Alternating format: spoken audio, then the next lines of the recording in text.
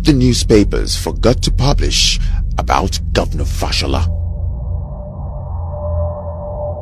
Fashola claims he spent the sum of 1.5 billion naira of unappropriated funds without approval in demolishing and planting grass at Oshodi. No newspaper reported this. Between January and June 2009, Fashola's chief of staff and PAs spent 290 million naira in sending text messages and making phone calls on their lines. Of course, no newspaper reported this. Please, someone kindly remind us, what did Stella Odua do again? Now, let us introduce Dr. Tunji Olowolafe. He is the owner of Deuce Projects Limited. He is Bola Tinubu and Babatunde Fashola's crony. Most contracts that Fashola awards to himself are done using Deuce Projects Limited. For instance, between January and August 2009, 11 out of 19 contracts in the Lagos State Ministry of Health were awarded to this company.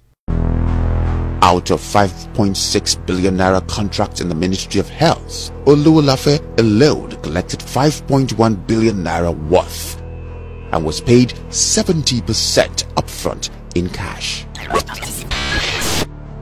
No newspaper or other news media reported this. For a state that earns averagely 360 billion naira annually from taxes, isn't it befuddling that its state-owned university, LASU, cannot boast of a hostel facility? Yet, Governor Fashola had the temerity to increase school fees from 25,000 naira to 250,000 naira. Remember the Bank of Industry BOI building at Lagos Island that partially collapsed in March 2006? On the 21st of September 2008, the building was eventually demolished. Now, guess how much Fashola spent to demolish it? A whooping 1.5 billion naira. Please, be reminded that this amount is just to demolish a building, not to build one. During the Bola Tinubu administration, he awarded the construction of City Hall for 2.3 billion naira. When Fashola later came on board, he increased the contract sum to 5.2 billion naira. This project was increased by 126%. The only input he eventually made to the City Hall was to change the floor tiles to marble tiles. The news media conveniently missed this news item. The VCN-media to Fashola spends approximately 200 million naira quarterly on press coverage and on news media editors. In other words, it is from this money that news media editors are paid to gag them from reporting anything unsavory about Fashola or his administration. Now, you know why no news media outlet broadcast or publish anything negative about Fashola and his administration. Fashola built a bridge to connect Lekki to Ikoyi. The Lekki-Ikoyi bridge is described as a suspended bridge. The bridge cost the state a staggering 38 billion naira. The House of Assembly's verification exercise rated the bridge as being not worth more than 7 billion naira. Whatever happened to 31 billion naira is best left to the imagination of the taxpayers. No newspaper has reported this. Still on the Lekki-Ikoyi bridge, the Lekki-Ikoyi suspended bridge is a 1.8-kilometer bridge. It is built on low-tide, shallow waters. It was built at an incredible cost of 38 billion naira. That is over $250 million for a 1.8-kilometer bridge. Mathematically, that translates to about 18 million naira per meter length, over $120,000 per length. In other words, 420,200 naira per inch. Between January and June 2009. Now, guess how much Fashola claimed he has used to fill the fleet of vehicles attached to his office alone? Please, brace yourself for the figure. 135 million naira. This amounts to about 800,000 naira per day. Interestingly, this was at a time that petrol was sold at 65 naira per liter. Fashola's godfather, Bola Tinubu, converted all the plots of land where Lagos Polytechnic was located at Ikosi, near the old toll gate. He chased away the Polytechnic in 2006 and went ahead to allocate the choice plots to himself. The headquarters of Television Continental TVC and Radio Continental, which is owned by him, is currently located there. As to be expected, Television Continental TVC and Radio Continental did not report this.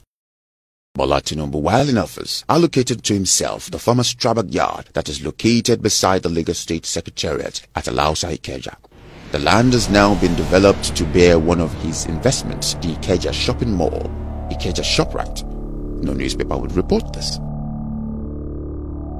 Lagos State generates an internally generated revenue IGR of an average of 25 billion naira to 30 billion naira monthly. The company that is contracted to collect IGR is Alpha Beta Consultants ABC, a company owned by Bola Ahmed Tinubu. The company collects 10% commission of taxes collected in Lagos. This amounts to between 2.5 billion naira to 3 billion naira monthly.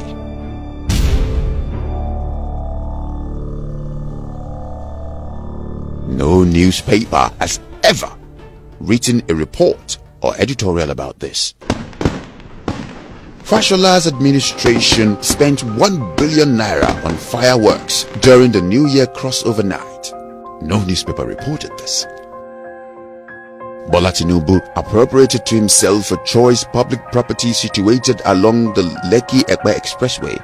It was on this land that he built and part-owned the multi-billion naira Oriental hotels at the Admiralty Circle, Morocco. Media houses conveniently turned a blind eye to this news item. However, this is the clearest indication of the betrayal of trust by Governor Fashola.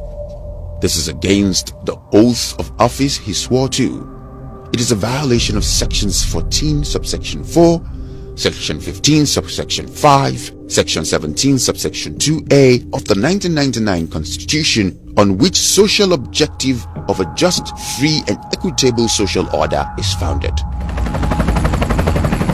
In 2009, Fashola claimed to have bought 2 helicopters for an unbelievable 5 billion naira. It was purchased without a transparent bidding process. Before public attention was brought to this grand heist by the Fashola administration, the seal of the Lagos State government was on it. The fraudulent purported acquisition of 2 Bell 412 EP series helicopters from a Canadian firm constitute a flagrant violation of Section 12, Section 123, subsection 1 and 2, and Section 120, subsection 4 of the 1999 Constitution.